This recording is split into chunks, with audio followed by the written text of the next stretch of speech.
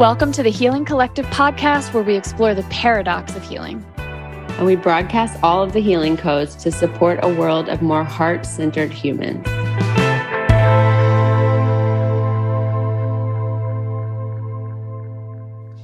Hey, everybody. Welcome to season 2 of the Healing Collective podcast. We are back. We were on hiatus. We are fully back now. We've got 6 or 7 episodes recorded, and we got new mics. Can you actually hear us now? Thank you, Ethan. Our editor, Ethan, helped us get a better rig so that you can actually hear us.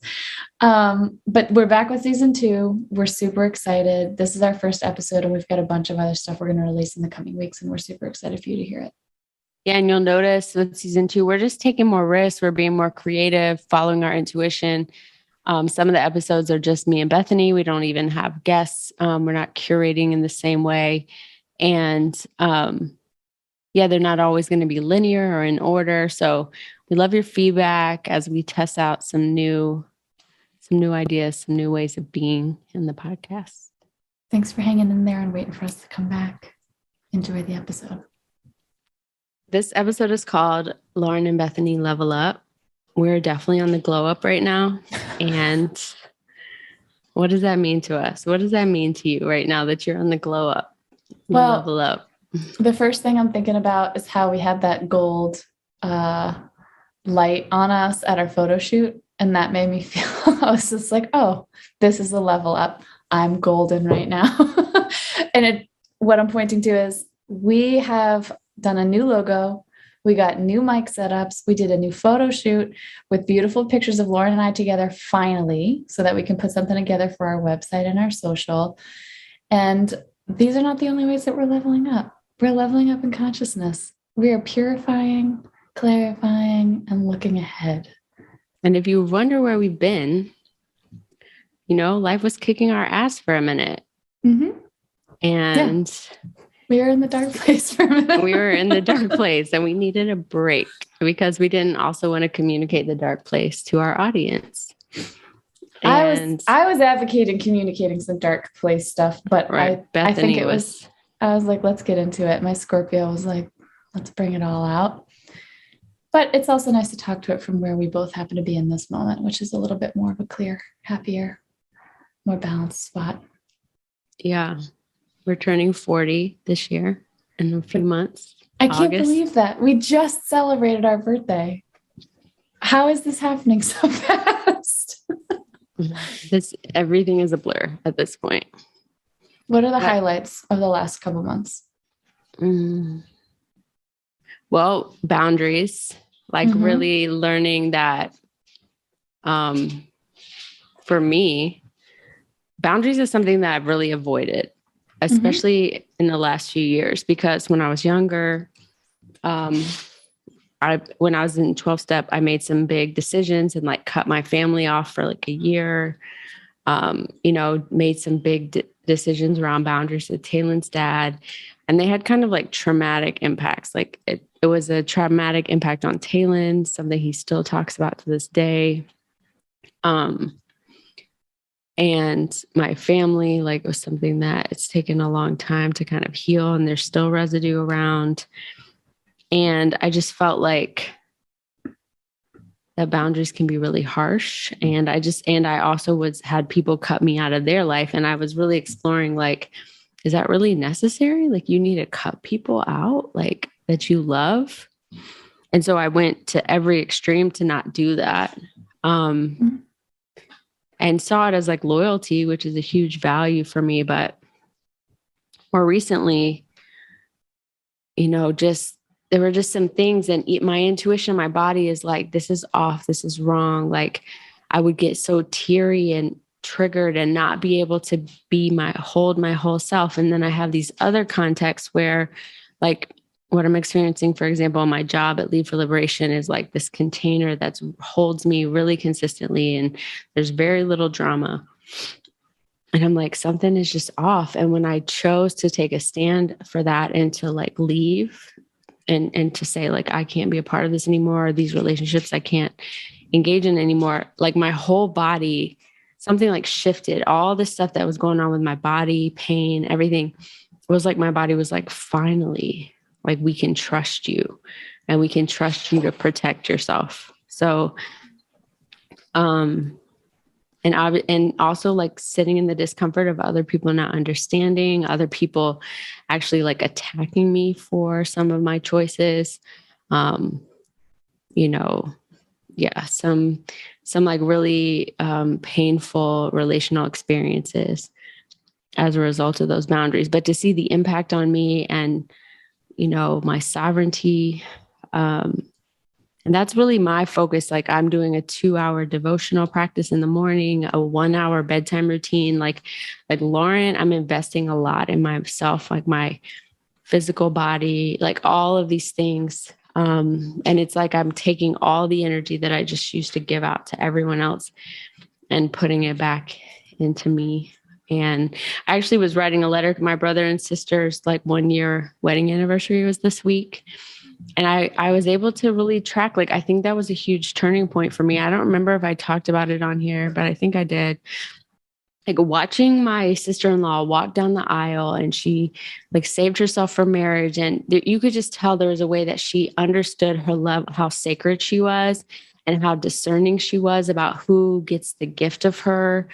And I could just feel her sovereignty and her innocence and her beauty and her sacredness. And then I watched my brother like observe her coming down the aisle, and you could almost feel like he was like, I can't even believe God loves me enough to give me the gift of this woman, you know? And then as she's walking, he's like, you can see he's kind of getting emotional. Then his heart just breaks and he just breaks down sobbing. I have it on video. I've watched it like 1,000 times. Aww. It's so sweet and so tender. And I could just feel the love he had for her. And I like really had to face like, no one's ever looked at me that way. No one's ever like a man in an intimate relationship. And then I had to go to the place of like, I don't look at me that way. I don't see myself that way. And I don't hold myself the way that she holds herself. And so that I can see how something in me like opened up to the possibility of that. And then everything started to unravel, you know, pretty much like all my relationships, everything that I held tightly to unraveled. And I can kind of connect it back to that moment and my heart believing that something more was possible than what I had experienced. I love you learning from your siblings. I'm learning from my siblings because we're the oldest, right? You're the oldest. Yep. I'm the oldest, and those can be trying relationships for me, but I'm learning a lot from my brother right now. My brother, some of you might have heard me complaining about this tenant I had in the basement who wouldn't get out that I had to evict. And it was a very expensive, long process. But finally, she doesn't live here anymore. And my brother moved into the apartment and he's been here. And we're actually really similar. He was doing this big time job at this think tank in DC and like had a lot of similar kind of professional pursuits and success and stuff like that. And he just got tired of being in that gear and he wanted to just down regulate. He literally plays and sings guitar like 4 or 5 hours a day. He meditates a couple hours a day. He walks the dog. And when he's not doing that, he's helping me out. He's tuning into me and he's like checking to see if I'm hungry and making me a meal, or like noticing if maybe there's a little overwhelm happening upstairs and just comes upstairs and like grabs a kid and helps out. Oh my gosh, I'm learning so much about like patience and slowness and space and capacity from him, basically down regulating his life into doing almost nothing. And I'm in a really busy phase on purpose. I'm choosing it. And so it just feels really friendly and beautiful to have his support here. Yeah, talk about your glow up, level up on your career path. Yeah. Okay. So work's going well. Work has never not gone well. I think I came into this life, you know, with some skills. I speak the language of like corporate male CEO talk, you know, like I do fine in those spaces. And I'd like to think that I've been sort of influencing those spaces in really important ways over the years. And, you know, I have my day job. It's like I'm only doing exactly what I want to do. I only spend a minimum amount of time that I want to do it. and it turns me the fuck on. I was at a cranberry farm last week with some of my friends, like talking to Cranberry this farms turn me on too. the bog. Turn on will be the next thing I talk about. Go ahead.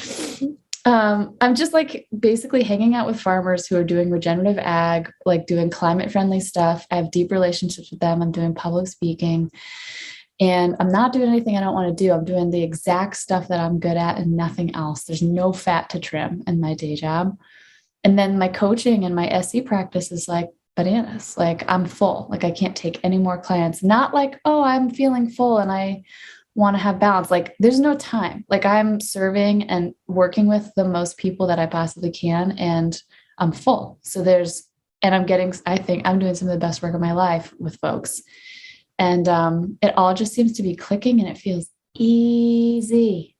Like CLG is no joke. Like they are on me. Like they're like feedback machines. If they think that I could have sold something a different way or done something a different way, they tell me about it immediately, like with no hesitation. And you would think that that would be triggering, but like I feel so supported by them. I know they want me to be my best.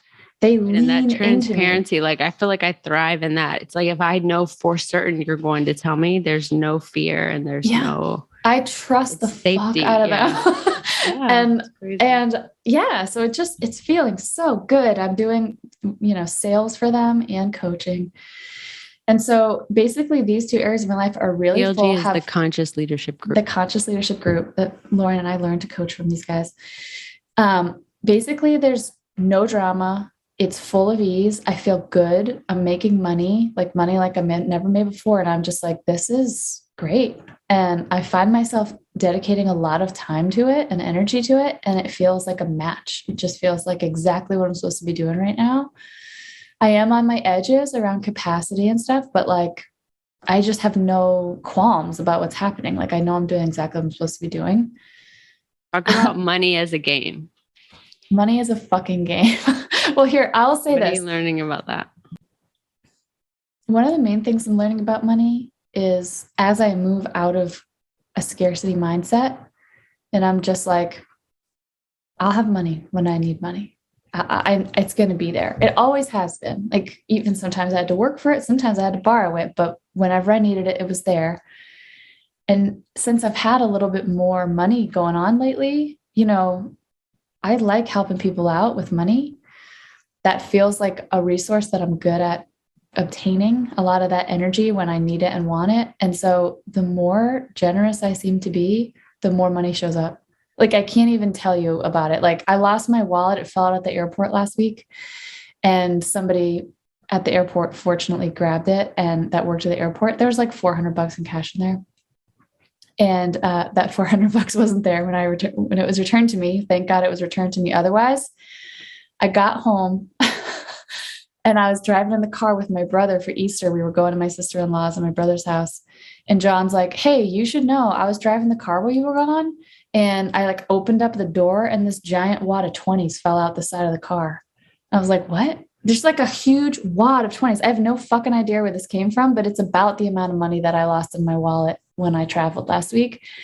And I'm not even like, this is happening. Like I'm giving friends money that need money and it's boom, it's coming back. Like it honestly feels like a game. And it feels like the less I try to hold on to it, the more of it shows up. And I know this is the most fucking irritating thing to hear somebody say when you don't have any money, because that was me. I'm like, for 38 years. He was like, oh, that's great for you to say. I know. I would hear rich people be like, money's just an energy, blah, blah, blah. Like, oh, you're worried about money. And I was like, fuck you. You have so much money in the bank. What are you talking about? I've been paycheck to paycheck my entire life. And here I am. And now I'm like, oh, I really shifted my consciousness around this. I don't even know how I got there, but here I am. I don't worry about it anymore. And it's not worried about me. Like it's all set. And I think I've got all kinds of edges. I want to be smart about it. I want to save, I want to invest and all this kind of thing. But like, yeah, it seems weird to me. I'm in a different day with that. And the main thing I want to keep standing for is like that everyone can have what they need.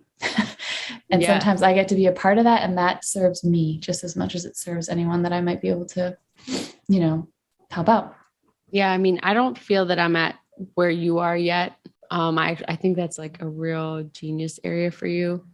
But I still feel like big scarcity shifts have changed. Like, and one of the big things is like, I think I've known I'm going to have what I need, but sometimes what I need meant like I could barely, I had enough to eat and I had enough to like pay my basic bills. Like now it's like, I have enough to do the things that I most want to do. I have enough to, um, like buy luxurious things or like, take risks to do things that normally I would tell myself, like, no, you can't afford that or you shouldn't do that. Like it's an interesting thing. Like I've understood like the generosity piece and like giving and it comes back and I've had that experience, but to give to myself and invest in myself. And I realized I had like a mindset, like it's only good if you're giving it away. It's not the same principle but what I'm seeing is like I'm investing in my skin. I'm trading like with people. So I'm coaching this woman who's also a stylist. So she's doing styling for me. Like I'm getting super creative about how to get the things I want and Design your just, life. yeah. And having just a lot less fear like that I can figure out a way. And that more is coming and that, like I'm trying to buy a house and like manifesting the loan amount that I need and, some of those things like that. So it's not necessarily where like money's pouring in, like things are still like, you know, I have what I need, but not necessarily like a surplus. But if there's a program that I really want to do or something that I really want to buy, I'm taking bigger risks to say, like, I'm going to spend that money there. And there's returns coming back to me that I wouldn't even expect that aren't always financial though, right? From those returns. And then like, I'm super happy and proud of the work we're doing at Lead for Liberation. And I really see that expanding quite a bit over the next couple of years. And then I'm also like building back my coaching practice and things that I just didn't feel available for. Like I felt like I had to focus so much on myself. And I really feel like I have something to give and that I have like a new nervous system and like the presence I can hold is just like a whole new level. When I was I was talking to a guy today, one of my friends that was in my first CLG forum. And I would talk about how I felt like that, like this man in my life was like treating me like a Chevy. And like this joke we cultivated was like Mercedes, like that I wanted to be treated like a Mercedes. I had like done this kind of creative writing piece about being a Mercedes.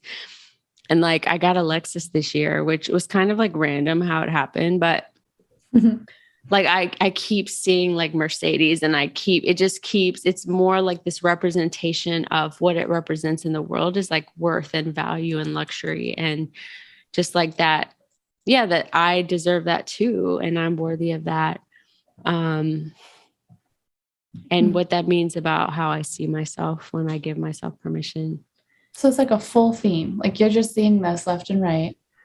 If that's your theme of just like investing in yourself and like valuing yourself and honoring yourself, I think my version of what's been going on is a little different, but it's like not placing too much emphasis on relationship. Honestly, what is shifting over here for me, my big glow up, my spiritual glow up, is I really done some work on this codependency stuff, man. Like my whole life. And I'm a very social person and I'm a social subtype on the Enneagram. I've got people around me. I've got tribes. Like I always create communities. I've built different communities wherever I've gone. I've co-housed. Like I'm tribal. And that's served me in my professions because I have a lot of connections and stuff like that and lots of friends and resources in that way. But what has happened is that my special friend, my co-pilot that we reference a lot on this show, when we met, I had never been broken up with in my life. And this was a 50-year-old man who had never had a relationship longer than a few months, who told me straight up that he didn't think he wanted a relationship. At that moment in time, I thought I didn't either. I was coming out of my marriage and I was like, I don't think I want anything serious. And in my brain was like, let's fall in love. This sounds good. And I think unconsciously I was ready to feel and face all of that rejection stuff. Like I'd been doing conscious leadership practices, context work, all this stuff for a few years. And I think I just was ready to face all that stuff. So I pretty much unconsciously manifested someone to fall in love with, just to break up with me. And then I spent a lot of time and energy working through that on like a cellular fucking level, but with him, because we both were into consciousness, into these practices, and we were both really committed to learning. So he broke up with me. I lost my shit. All the rejection of my whole life came swarming back. And I worked it all through. I felt it all through. I did SE for a year about it. And what was magical about it and why it was a healing experience is that he stuck around. He sat with me in the fire of all this stuff, and he had all his stuff that he was sitting into that I sat with him. I like relentlessly loved him. And we loved each other and we worked it through. And this man was not going to be my boyfriend, be my partner, hook up with me. Like I've never met someone with boundaries like this. Like he's so fucking clear. And he really does love me really hard. And eventually I part of what happened through that several year kind of transition is I let go of him. I was so scared of losing him. I was so scared of losing this relationship that I would do all this crazy stuff just so that I wouldn't risk losing him from my life. And so I was not placing any importance on what's good for me. I wasn't really putting importance on what's good for him. I was just like, what do we have to do so that we can stay in each other's lives? Because I'm scared to lose you. And that is kind of how I have been on a low-key level about almost everything in my life. Like I have anxious attached style in primary partnership, or at least I have. And right, this is the glow up. So what are you like this now? Is the we glow don't up. even need to go into it. What it was. We know what it was, but what is it now? Now what it's is it like now, Bethany? I feel fine about people not picking me. And I can just feel the difference between how much access I have to like what's good for me, what's good for the other person. And that like this happened first in a relationship. Like I met up with someone from a long time ago, and I kind of had another kind of rejection. And it took me out for like a couple of weeks. And then I was like, okay, I feel okay now, actually. And if nothing happens with this, that feels okay. If something happens with it, that feels okay. But I didn't feel like someone knocked my feet out from underneath me. It didn't feel like I had the wind taken out of me. I didn't feel grippy, like, oh shit, if I lose this person, it's not okay. That wasn't there. It just felt like a normal sort of release and grief. And now I'm like, oh, okay, I figured this out. Like, I don't feel codependent anymore. And now it's kind of making its way through all of my friendships where maybe I have co-created friendships where people kind of need me. I think I unconsciously created them that way, and I'm untangling that, and it's uncomfortable. People do not like me being less available than they're used to me being, or me prioritizing work over the friendship, things like that. And it is tough right now. It's, I mean, not that tough for me, but it's there's a lot of drama kind of in my friend group, because I think it's because all this agency and kind of secure attachment is sort of integrating into all the areas of my life, and I'm not feeling so grippy about any of it. And that's the glow up, like that feels okay, because I'm used to, like, if something's going down with me and one of my friends, like running, falling over myself to go and make it okay, to figure out how to fix it so everyone's feeling good. I would say whatever I had to say. I would do whatever I had to do, even if I didn't want to do or say those things on some level. And what I'm noticing is I'm not doing that.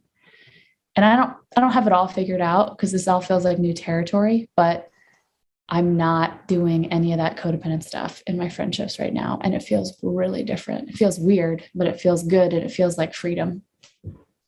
Well, my version has been like realizing that I kept putting people on pedestals and like creating power dynamics unconsciously with people that like, something's wrong with me. I'm less than, or there's something missing from me. But if you see me, or if you love me, then that will affirm who I actually think I am. Mm-hmm. And then realizing really wanting to be seen, really having this sense of like, I think I'm a powerful badass. so maybe I'm a powerful badass, but like these people don't see me that way. And then like attracting people that not only didn't see me that way, but they really saw my worst parts and didn't see my best parts. And obviously, probably because that's what I was seeing. And then I went to this retreat, and we did this activity where I went back to like my childhood and realized like from the beginning, like I came in knowing who I was and knowing I was different and knowing these things and really aware, but no one in my life could reflect it back to me. Like just recognizing like that early on, this imprint of like, who are you? What's wrong with you? Right? Like not like, oh, you're so beautiful. Oh, you're so amazing, whatever, whatever, you know? Mm-hmm. And then like recognizing like, oh, I have to see me. Like that was the message. Like you have to see you. And if you saw you clearly, kind of like what Diana talked about when she was on, like if you trusted you, if you saw you, what would you do? Like if you truly saw yourself and this person reflected X back to you, would you agree with them or would you be like, no, thank you? And like in the culture of taking feedback, it can be confusing, right? Because it's like, well, I don't want to be somebody who doesn't take feedback, but I realize like I'm in these projective fields with people Mm-hmm. who, you know, I'm co-creating a projective field. They can't see me clearly and I'm in colluding with their projection of me. It's actually so powerful and so strong and connects probably so much to my own childhood trauma or whatever that I feel like I couldn't, it was like a gravitational force that I like couldn't get out of.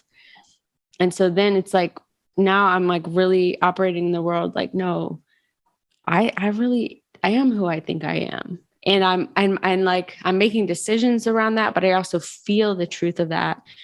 The other piece has been this awareness, like that I did all this intentionality around getting to know my divine feminine, but what I wasn't expecting was this invitation into my divine masculine internally and the ways that my relationships have reflected kind of the underdeveloped feminine and masculine in me.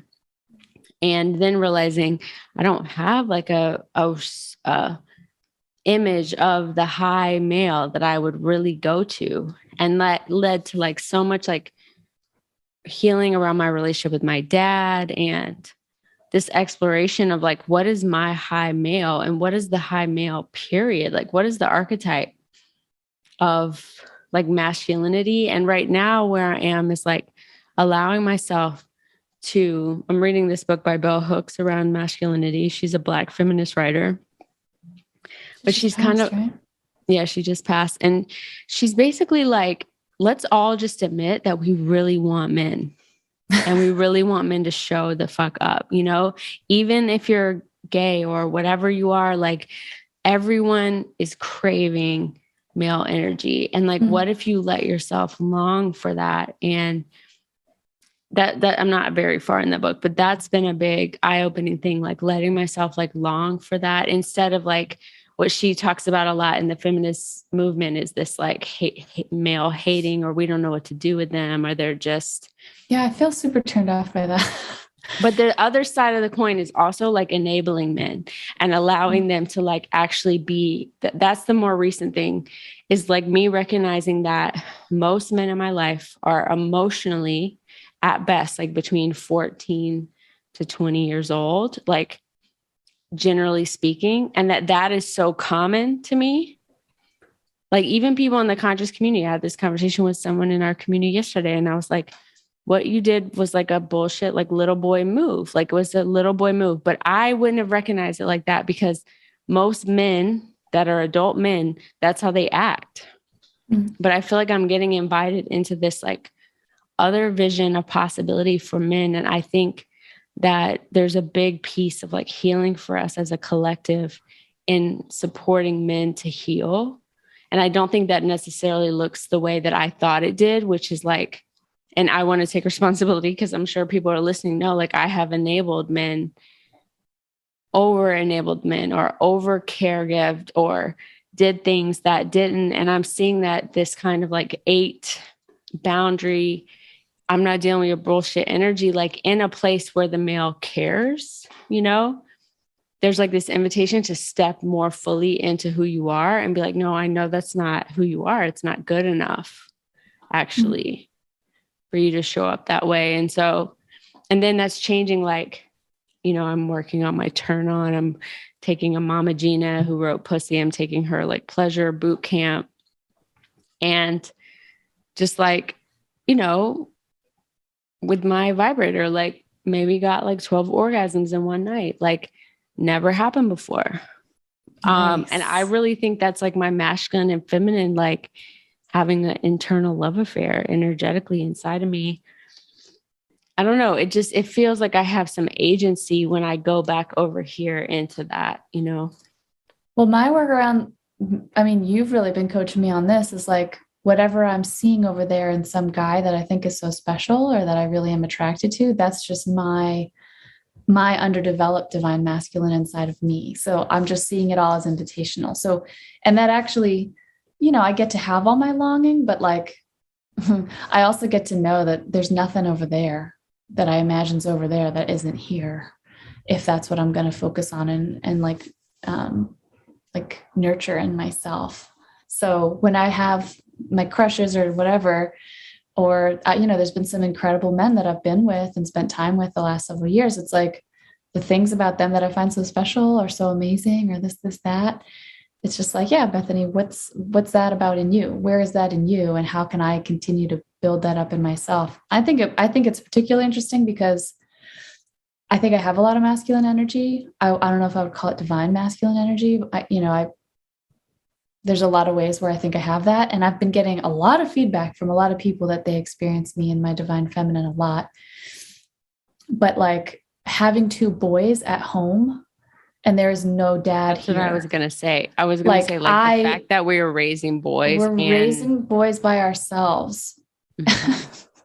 And so the men in their life, while there's a lot of great men in their life, generally haven't evolved right emotionally past like this point that, and for me what I'm reflecting on is the place they haven't evolved past is the age my son is right now. And then there's a way I could make myself powerless, like how am I supposed to develop that in him? But I'm like, actually we're so connected energetically. I actually believe that me bringing more online the balance of my masculine and feminine, you know, in a healthy way might shift some of those things for him, you know, and how he develops.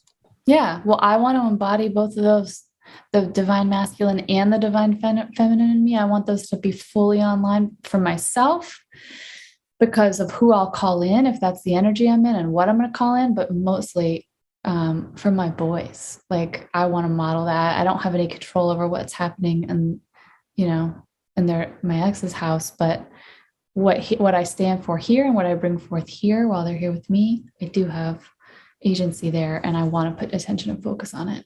And I have been. The last thing I want to talk about is upgrading nervous systems and this dance. Like,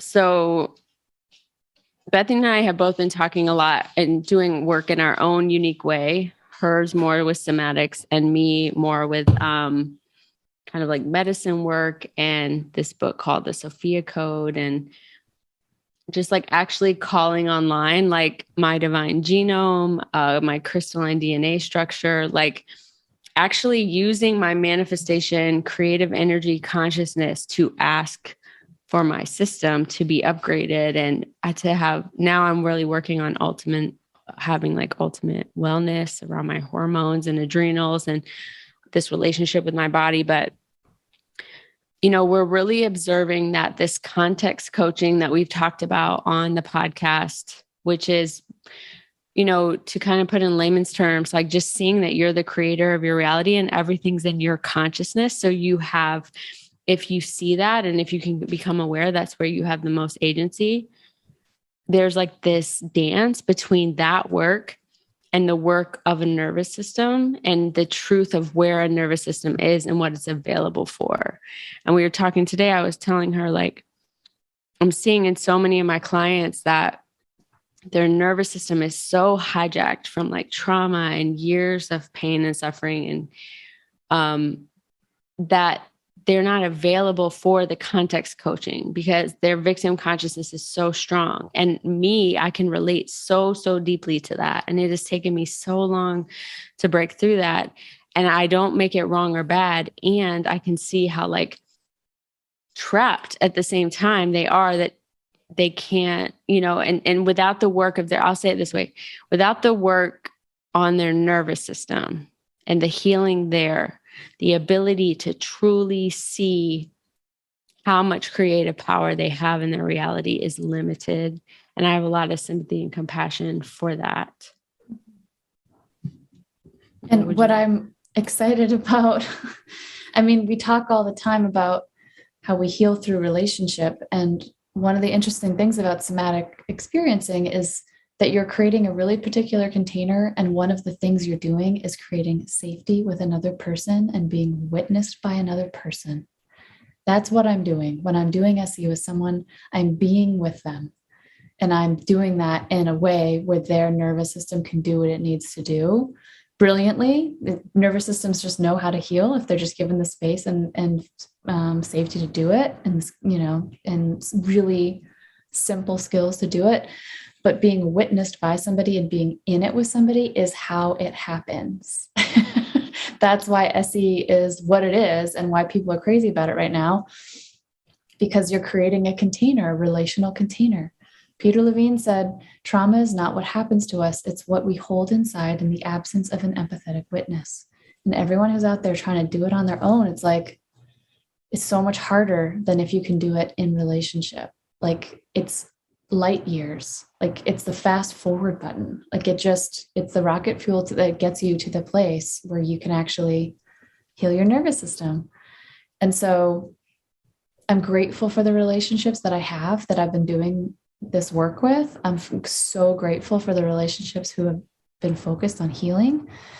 And now I feel like I'm in a place where like a lot of my big stuff that was really challenging for most of my life feels meaningfully different. I'm not done. We're never done. There's more. I'm in some shit right now with one of my best friends. Like I'm still in it. We're still learning.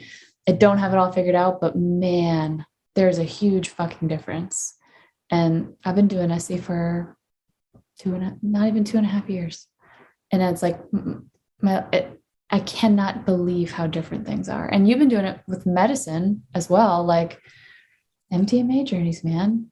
That can heal your nervous system in a fucking day. That's what the studies show. People are healing suicidality, extreme PTSD, anxiety, depression in one journey with no negative side effects. Like this stuff is nuts because it's servicing our nervous system. And when you get to that place, then you can do it all with context coaching, like with understanding that there's such radical healing available. Somebody that I know that I'm close to is kind of said to me on Friday, like, okay, I'm ready. Like, I want to do my work. Like, I want to change these things in my life. Like my suffering is really, really high and I want to do something different.